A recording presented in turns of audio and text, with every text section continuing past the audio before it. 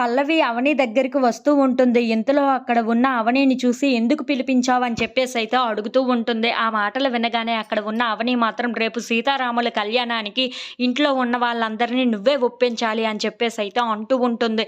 ఆ మాటలు వినగానే అక్కడ ఉన్న పల్లవి అయితే ఒక్కసారిగా షాక్ అయిపోయి అవని వైపు అలా చూస్తూ ఉండిపోతుంది.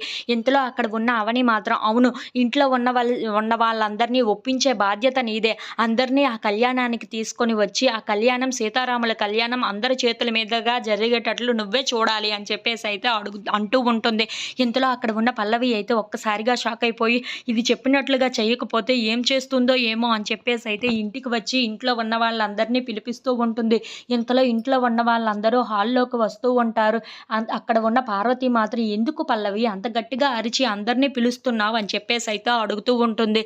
ఇంతలో అక్కడ ఉన్న పల్లవి మాత్రం రేపు సీతారాముల కళ్యాణాన్ని మనందరం కలిసి జరుపుకుందాం గుడిలో అని చెప్పేసైతే అంటూ ఉంటుంది.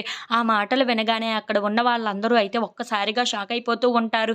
ఏంటి పల్లవి ఇంట్లో ఉన్న వాళ్ళందరికీ ఇలా చెప్పడం ఏంటి అని చెప్పేసైతే కమల్ ఒక్కసారిగా షాక్ అయిపోయి పల్లవి వైపు అలా చూస్తూ ఉండిపోతాడు. ఇంతలో అక్కడ ఉన్న పల్లవి మాత్రం ఏంటి అలా చూస్తున్నారు, మన ఇంటికి ఏం మంచి జరగాలన్నా సరే నేను చూసుకుంటున్నాను కదా, అందుకే అడుగుతున్నాను బావగారు మీరేమంటారు అని చెప్పేసైతే అక్షయ్ వైపు చూసి అడుగుతూ ఉంటుంది.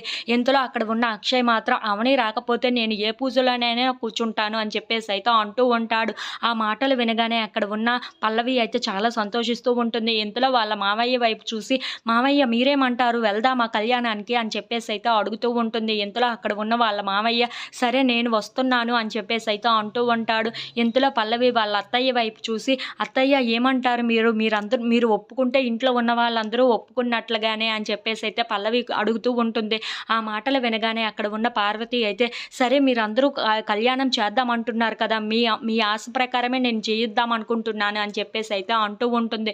ఆ మాటలు వినగానే అక్కడ ఉన్న పల్లవి అయితే హమ్మయ్య అందరినీ ఒప్పించేశాను అని చెప్పేసైతే రిలాక్స్ అవుతూ ఉంటుంది. ఇంతలో అక్కడ ఉన్న అవని మాత్రం నా కూతురు అడిగినట్లుగానే ఇంట్లో ఉన్న వాళ్ళందరూ ఈ కళ్యాణానికి ఒప్పించాను, నాకు అదే చాలు అని చెప్పేసైతే అనుకుంటూ చాలా సంతోషిస్తూ